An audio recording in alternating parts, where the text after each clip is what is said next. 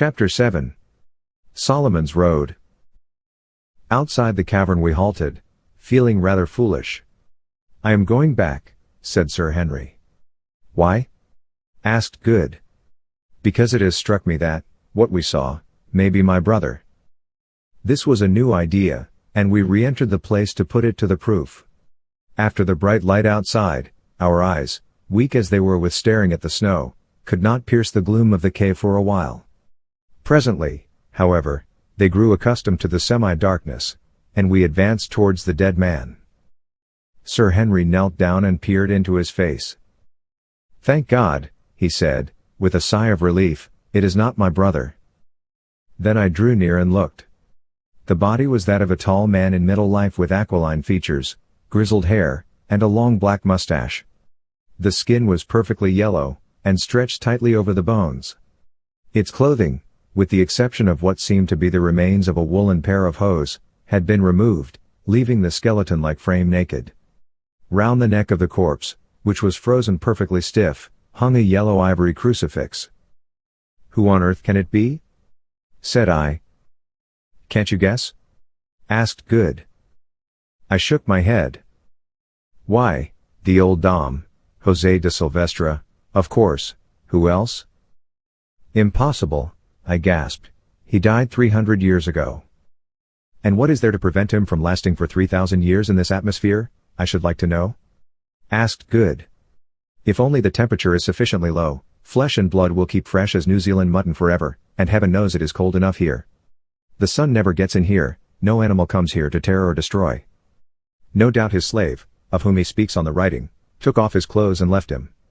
He could not have buried him alone.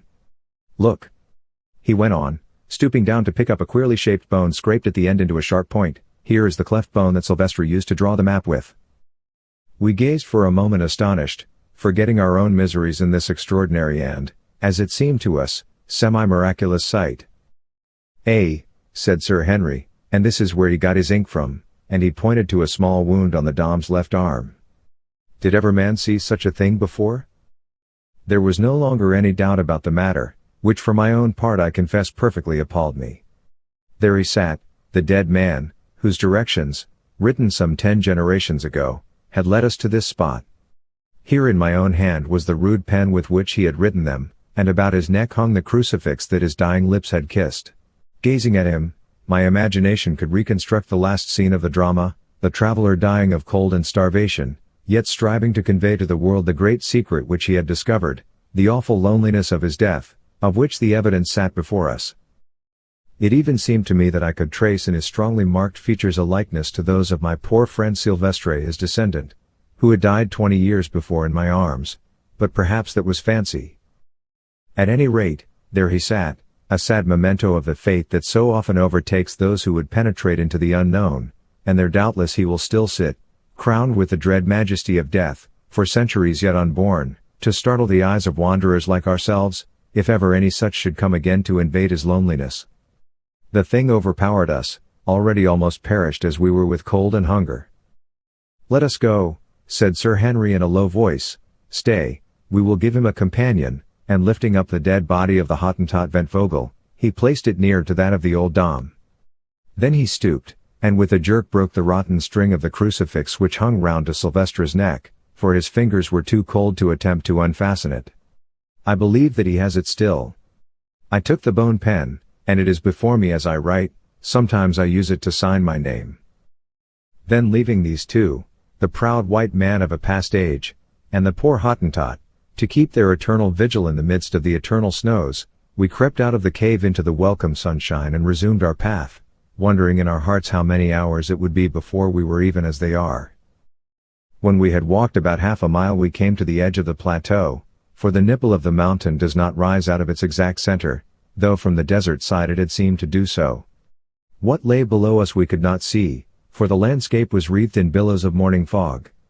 Presently, however, the higher layers of mist cleared a little, and revealed, at the end of a long slope of snow, a patch of green grass, some 500 yards beneath us, through which a stream was running. Nor was this all. By the stream, basking in the bright sun, stood and lay a group of from 10 to 15 large antelopes, at that distance we could not see of what species. The sight filled us with an unreasoning joy. If only we could get it, there was food in plenty. But the question was how to do so. The beasts were fully 600 yards off, a very long shot, and one not to be depended on when our lives hung on the results. Rapidly we discussed the advisability of trying to stalk the game, but in the end dismissed it reluctantly. To begin with, the wind was not favorable, and further, we must certainly be perceived, however careful we were, against the blinding background of snow, which we should be obliged to traverse. "Well, we must have a try from where we are," said Sir Henry. "Which shall it be, Quatermain, the repeating rifles or the expresses?" Here again was a question. The Winchester repeaters, of which we had two, Umbopa carrying poor Ventvogel's as well as his own, were sighted up to 1,000 yards, whereas the expresses were only sighted to 350, beyond which distance shooting with them was more or less guesswork. On the other hand, if they did hit, the express bullets, being expanding, were much more likely to bring the game down. It was a knotty point, but I made up my mind that we must risk it and use the expresses. "Let each of us take the buck opposite to him. Aim well at the point of the shoulder and high up," said I, "and Umbopa, do you give the word, so that we may all fire together." Then came a pause, each of us aiming his level best, as indeed a man is likely to do when he knows that life itself depends upon the shot. "Fire," said Umbopa in Zulu, and at almost the same instant the three rifles rang out loudly. 3 clouds of smoke hung for a moment before us, and 100 echoes went flying over the silent snow. Presently the smoke cleared, and revealed, oh, joy! A great buck lying on its back and kicking furiously in its death agony. We gave a yell of triumph. We were saved, we should not starve. Weak as we were, we rushed down the intervening slope of snow, and in 10 minutes from the time of shooting, that animal's heart and liver were lying before us. But now a new difficulty arose. We had no fuel, and therefore could make no fire to cook them. We gazed at each other in dismay. "Starving men should not be fanciful," said Good, "we must eat raw meat." There was no other way out of the dilemma, and our gnawing hunger made the proposition less distasteful than it would otherwise have been. So we took the heart and liver and buried them for a few minutes in a patch of snow to cool them. Then we washed them in the ice-cold water of the stream, and lastly ate them greedily. It sounds horrible enough, but honestly, I never tasted anything so good as that raw meat. In a quarter of an hour we were changed men. Our life and vigor came back to us, our feeble pulses grew strong again, and the blood went coursing through our veins. But mindful of the results of overfeeding on starved stomachs, we were careful not to eat too much, stopping whilst we were still hungry. "Thank heaven," said Sir Henry, "that brute has saved our lives." "What is it, Quatermain?" I rose and went to look at the antelope, for I was not certain. It was about the size of a donkey, with large curved horns. I had never seen one like it before, the species was new to me. It was brown in color, with faint red stripes, and grew a thick coat. I afterwards discovered that the natives of that wonderful country call these bucks inco. They are very rare, and only found at a great altitude where no other game will live. This animal was fairly hit high up in the shoulder, though whose bullet brought it down we could not, of course, discover. I believe that Good, mindful of his marvelous shot at the giraffe, secretly set it down to his own prowess, and we did not contradict him. We had been so busy satisfying our hunger that hitherto we had not found time to look about us. But now, having set Umbopa to cut off as much of the best meat as we were likely to be able to carry, we began to inspect our surroundings. The mist had cleared away, for it was 8 o'clock, and the sun had sucked it up, so we were able to take in all the country before us at a glance. I know not how to describe the glorious panorama which unfolded itself to our gaze. I have never seen anything like it before, nor shall, I suppose, again. Behind and over us towered Sheba's snowy breasts, and below, some 5,000 feet beneath where we stood, lay league on league of the most lovely champaign country. Here were dense patches of lofty forest, there a great river wound its silvery way. To the left stretched a vast expanse of rich, undulating veldt or grass land, whereon we could just make out countless herds of game or cattle, at that distance we could not tell which. This expanse appeared to be ringed in by a wall of distant mountains. To the right the country was more or less mountainous, that is, solitary hills stood up from its level, with stretches of cultivated land between, amongst which we could see groups of dome-shaped huts. The landscape lay before us as a map, wherein rivers flashed like silver snakes, and Alp-like peaks crowned with wildly twisted snow wreaths rose in grandeur, whilst over all was the glad sunlight and the breath of nature's happy life. Two curious things struck us as we gazed. First, that the country before us must lie at least 3,000 feet higher than the desert we had crossed, and secondly, that all the rivers flowed from south to north. As we had painful reason to know, there was no water upon the southern side of the vast range on which we stood, but on the northern face were many streams, most of which appeared to unite with the great river we could see winding away farther than our eyes could follow. We sat down for a while and gazed in silence at this wonderful view. Presently Sir Henry spoke. "Isn't there something on the map about Solomon's Great Road?" he said. I nodded, for I was still gazing out over the far country. "Well, look, there it is." And he pointed a little to our right. Good and I looked accordingly, and there, winding away towards the plain, was what appeared to be a wide turnpike road. We had not seen it at first because, on reaching the plain, it turned behind some broken country. We did not say anything, at least, not much. We were beginning to lose the sense of wonder. Somehow it did not seem particularly unnatural that we should find a sort of Roman road in this strange land. We accepted the fact, that was all. "Well," said Good, "it must be quite near us if we cut off to the right. Hadn't we better be making a start?" This was sound advice, and so soon as we had washed our faces and hands in the stream we acted on it. For a mile or more we made our way over boulders and across patches of snow, till suddenly, on reaching the top of the little rise, we found the road at our feet. It was a splendid road cut out of the solid rock, at least 50 feet wide, and apparently well kept, though the odd thing was that it seemed to begin there. We walked down and stood on it, but 100 paces behind us, in the direction of Sheba's breasts, it vanished, the entire surface of the mountain being strewn with boulders interspersed with patches of snow. "What do you make of this, Quatermain?" asked Sir Henry. I shook my head. I could make nothing of the thing. "I have it," said Good. "The road no doubt ran right over the range and across the desert on the other side, but the sand there has covered it up, and above us it has been obliterated by some volcanic eruption of molten lava." This seemed a good suggestion. At any rate, we accepted it, and proceeded down the mountain. It proved a very different business traveling along downhill on that magnificent pathway with full stomachs from what it was traveling uphill over the snow quite starved and almost frozen. Indeed, had it not been for melancholy recollections of poor Ventvogel's sad fate, and of that grim cave where he kept company with the old Dom, we should have felt positively cheerful, notwithstanding the sense of unknown dangers before us. Every mile we walked the atmosphere grew softer and balmier, and the country before us shone with a yet more luminous beauty. As for the road itself, I never saw such an engineering work, though Sir Henry said that the great road over the St. Gothard in Switzerland is very similar. No difficulty had been too great for the old world engineer who laid it out. At one place we came to a ravine 300 feet broad and at least 100 feet deep. This vast gulf was actually filled in with huge blocks of dressed stone, having arches pierced through them at the bottom for a waterway, over which the road went on sublimely. At another place it was cut in zigzags out of the side of a precipice 500 feet deep, and in a third it tunneled through the base of an intervening ridge, a space of 30 yards or more. Here we noticed that the sides of the tunnel were covered with quaint sculptures, mostly of mailed figures driving in chariots.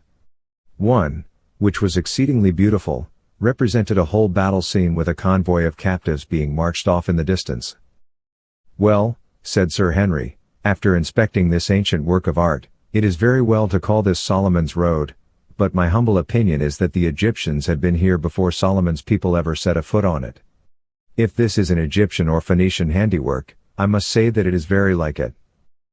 By midday we had advanced sufficiently down the mountain to search the region where wood was to be met with. First we came to scattered bushes which grew more and more frequent, till at last we found the road winding through a vast grove of silver trees similar to those which are to be seen on the slopes of Table Mountain at Cape Town. I had never before met with them in all my wanderings, except at the Cape, and their appearance here astonished me greatly. "Ah," said Good, surveying these shining-leaved trees with evident enthusiasm, "here is lots of wood, let us stop and cook some dinner, I have about digested that raw heart." Nobody objected to this, so leaving the road we made our way to a stream which was babbling away not far off, and soon had a goodly fire of dry boughs blazing. Cutting off some substantial hunks from the flesh of the inco which we had brought with us, we proceeded to toast them on the end of sharp sticks, as one sees the Kaffirs do, and ate them with relish. After filling ourselves, we lit our pipes and gave ourselves up to enjoyment that, compared with the hardships we had recently undergone, seemed almost heavenly. The brook, of which the banks were clothed with dense masses of a gigantic species of maidenhair fern interspersed with feathery tufts of wild asparagus, sung merrily at our side, the soft air murmured through the leaves of the silver trees, doves cooed around, and bright-winged birds flashed like living gems from bough to bough. It was a paradise. The magic of the place combined with an overwhelming sense of dangers left behind, and of the promised land reached at last, seemed to charm us into silence. Sir Henry and Umbopa sat conversing in a mixture of broken English and kitchen Zulu in a low voice, but earnestly enough, and I lay, with my eyes half shut, upon that fragrant bed of fern and watched them. Presently I missed Good, and I looked to see what had become of him. Soon I observed him sitting by the bank of the stream, in which he had been bathing. He had nothing on but his flannel shirt, and his natural habits of extreme neatness having reasserted themselves, he was actively employed in making a most elaborate toilet. He had washed his gutta percha collar, had thoroughly shaken out his trousers, coat and waistcoat, and was now folding them up neatly till he was ready to put them on, shaking his head sadly as he scanned the numerous rents and tears in them, which naturally had resulted from our frightful journey. Then he took his boots, scrubbed them with a handful of fern, and finally rubbed them over with a piece of fat, which he had carefully saved from the inco meat, till they looked, comparatively speaking, respectable. Having inspected them judiciously through his eyeglass, he put the boots on and began a fresh operation. From a little bag that he carried he produced a pocket comb in which was fixed a tiny looking-glass, and in this he surveyed himself. Apparently he was not satisfied, for he proceeded to do his hair with great care. Then came a pause whilst he again contemplated the effect, still it was not satisfactory. He felt his chin, on which the accumulated scrub of a 10 days' beard was flourishing. Surely, thought I, he is not going to try to shave. But so it was. Taking the piece of fat with which he had greased his boots, Good washed it thoroughly in the stream. Then diving again into the bag he brought out a little pocket razor with a guard to it, such as are bought by people who are afraid of cutting themselves, or by those about to undertake a sea voyage. Then he rubbed his face and chin vigorously with the fat and began. Evidently it proved a painful process, for he groaned very much over it, and I was convulsed with inward laughter as I watched him struggling with that stubbly beard. It seemed so very odd that a man should take the trouble to shave himself with a piece of fat in such a place and in our circumstances. At last he succeeded in getting the hair off the right side of his face and chin, when suddenly I, who was watching, became conscious of a flash of light that passed just by his head. Good sprang up with a profane exclamation. If it had not been a safety razor he would certainly have cut his throat, and so did I, without the exclamation, and this was what I saw.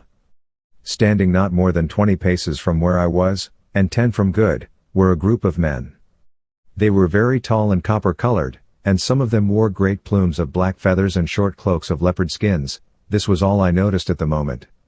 In front of them stood a youth of about 17, his hands still raised and his body bent forward in the attitude of a Grecian statue of a spear thrower. Evidently the flash of light had been caused by a weapon which he had hurled. As I looked, an old soldier-like man stepped forward out of the group, and catching the youth by the arm said something to him. Then they advanced upon us. Sir Henry, Good, and Umbopa by this time had seized their rifles and lifted them threateningly. The party of natives still came on. It struck me that they could not know what rifles were, or they would not have treated them with such contempt. "Put down your guns," I hallooed to the others, seeing that our only chance of safety lay in conciliation. They obeyed, and walking to the front I addressed the elderly man who had checked the youth. "Greeting," I said in Zulu, not knowing what language to use. To my surprise I was understood, Greeting, answered the old man, not, indeed, in the same tongue, but in a dialect so closely allied to it that neither Umbopa nor myself had any difficulty in understanding him. Indeed, as we afterwards found out, the language spoken by this people is an old-fashioned form of the Zulu tongue, bearing about the same relationship to it that the English of Chaucer does to the English of the 19th century. Whence come you? He went on, who are you? And why are the faces of 3 of you white, and the face of the 4th as the face of our mother's sons? And he pointed to Umbopa. I looked at Umbopa as he said it, and it flashed across me that he was right. The face of Umbopa was like the faces of the men before me, and so was his great form like their forms. But I had not time to reflect on this coincidence. We are strangers, and come in peace, I answered, speaking very slowly, so that he might understand me, and this man is our servant. You lie, he answered, no strangers can cross the mountains where all things perish. But what do your lies matter? If ye are strangers then ye must die, for no strangers may live in the land of the Kukuanas. It is the king's law. Prepare then to die, O strangers. I was slightly staggered at this, more especially as I saw the hands of some of the men steal down to their sides, where hung on each what looked to me like a large and heavy knife. What does that beggar say? Asked Good. He says we are going to be killed, I answered grimly. Oh, Lord! Groaned Good, and, as was his way when perplexed, he put his hand to his false teeth, dragging the top set down and allowing them to fly back to his jaw with a snap. It was a most fortunate move, for next second the dignified crowd of Kukuanas uttered a simultaneous yell of horror, and bolted back some yards.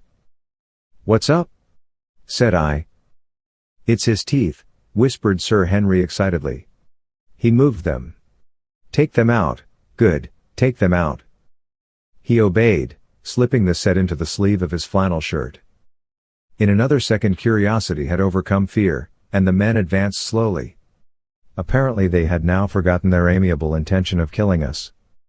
How is it, O strangers, asked the old man solemnly, that this fat man, pointing to Good, who was clad in nothing but boots and a flannel shirt, and had only half finished his shaving, whose body is clothed, and whose legs are bare, who grows hair on one side of his sickly face and not on the other, and who wears one shining and transparent eye, how is it, I ask, that he has teeth which move of themselves, coming away from the jaws and returning of their own will? Open your mouth, I said to Good, who promptly curled up his lips and grinned at the old gentleman like an angry dog, revealing to his astonished gaze 2 thin red lines of gum as utterly innocent of ivories as a newborn elephant. The audience gasped. Where are his teeth? They shouted, with our eyes we saw them. Turning his head slowly and with a gesture of ineffable contempt, Good swept his hand across his mouth. Then he grinned again, and lo, there were 2 rows of lovely teeth. Now the young man who had flung the knife threw himself down on the grass and gave vent to a prolonged howl of terror, and as for the old gentleman, his knees knocked together with fear. I see that ye are spirits, he said falteringly. Did ever man born of woman have hair on one side of his face and not on the other, or a round and transparent eye, or teeth which moved and melted away and grew again? Pardon us, O my lords. Here was luck indeed, and, needless to say, I jumped at the chance. It is granted, I said with an imperial smile. Nay, ye shall know the truth. We come from another world, though we are men such as ye, we come, I went on, from the biggest star that shines at night. Oh! Oh! Groaned the chorus of astonished aborigines. Yes, I went on, we do, indeed, and again I smiled benignly, as I uttered that amazing lie. We come to stay with you a little while, and to bless you by our sojourn. Ye will see, O friends, that I have prepared myself for this visit by the learning of your language. It is so, said the chorus. Only, my lord, put in the old gentleman, thou hast learnt it very badly. I cast an indignant glance at him, and he quailed. Now friends, I continued, you might think that after so long a journey we should find it in our hearts to avenge such a reception, mayhap to strike cold in death the imperious hand that, in short, threw a knife at the head of him whose teeth come and go. Spare him, my lords, said the old man in supplication, He is the king's son, and I am his uncle. If anything befalls him his blood will be required at my hands. Yes, that is certainly so, put in the young man with great emphasis. Ye may perhaps doubt our power to avenge, I went on, heedless of this byplay. Stay, I will show you. Here, thou dog and slave, addressing Umbopa in a savage tone, give me the magic tube that speaks, and I tipped a wink towards my express rifle. Umbopa rose to the occasion, and with something as nearly resembling a grin as I have ever seen on his dignified face he handed me the gun. It is here, O Lord of Lords, he said with a deep obeisance. Now just before I had asked for the rifle I had perceived a little klipspringer antelope standing on a mass of rock about 70 yards away, and determined to risk the shot. Ye see that buck, I said, pointing the animal out to the party before me. Tell me, is it possible for man born of woman to kill it from here with a noise? It is not possible, my lord, answered the old man. Yet shall I kill it, I said quietly. The old man smiled. That my lord cannot do, he answered. I raised the rifle and covered the buck. It was a small animal, and one which a man might well be excused for missing, but I knew that it would not do to miss. I drew a deep breath, and slowly pressed on the trigger. The buck stood still as a stone. Bang! Thud! The antelope sprang into the air and fell on the rock dead as a doornail.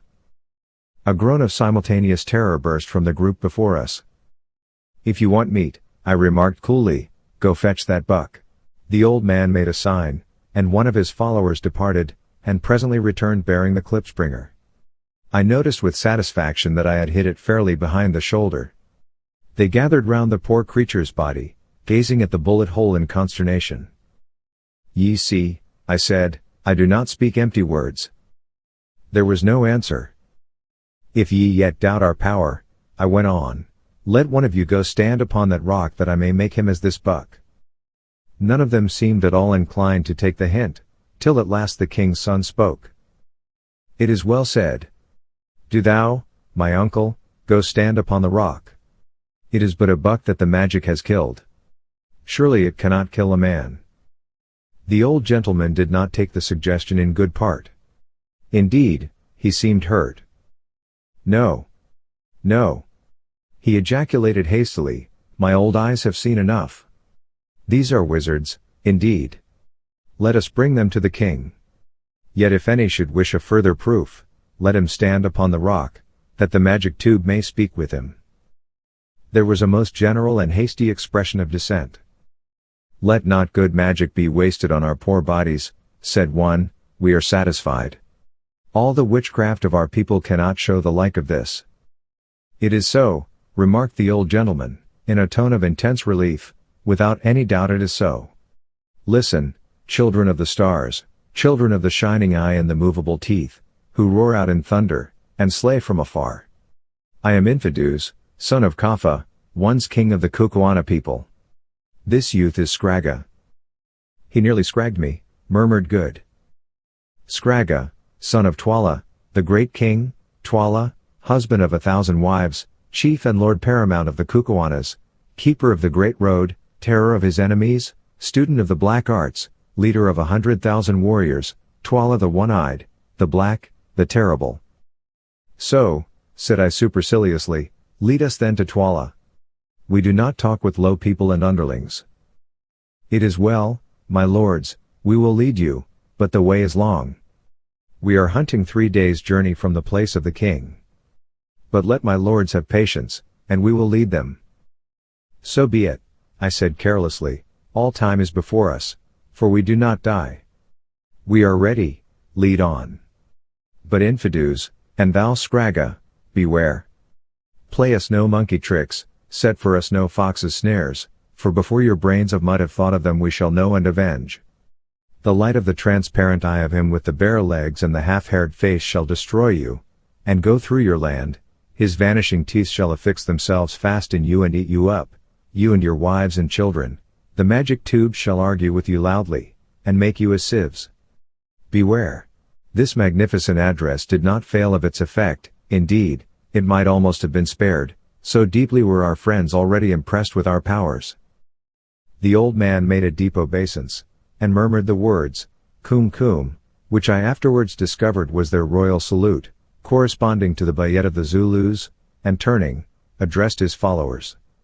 These at once proceeded to lay hold of all our goods and chattels, in order to bear them for us, excepting only the guns, which they would on no account touch. They even seized Good's clothes, that, as the reader may remember, were neatly folded up beside him. He saw and made a dive for them, and a loud altercation ensued. "Let not my lord of the transparent eye and the melting teeth touch them," said the old man. "Surely his slaves shall carry the things." "But I want to put 'em on," roared Good, in nervous English. Umbopa translated. "Nay, my lord," answered Infidus, "would my lord cover up his beautiful white legs? Although he is so dark, Good has a singularly white skin, from the eyes of his servants? Have we offended my lord that he should do such a thing?" Here I nearly exploded with laughing, and meanwhile one of the men started on with the garments. "Damn it!" roared Good, "that black villain has got my trousers." "Look here, Good," said Sir Henry, "you have appeared in this country in a certain character, and you must live up to it. It will never do for you to put on trousers again. Henceforth you must exist in a flannel shirt, a pair of boots, and an eyeglass." "Yes," I said, "and with whiskers on one side of your face and not on the other. If you change any of these things the people will think that we are impostors. I am very sorry for you, but, seriously, you must. If once they begin to suspect us our lives will not be worth a brass farthing." "Do you really think so?" said Good gloomily. "I do, indeed. Your beautiful white legs and your eyeglass are now the features of our party, and as Sir Henry says, you must live up to them. Be thankful that you have got your boots on, and that the air is warm." Good sighed, and said no more, but it took him a fortnight to become accustomed to his new and scant attire.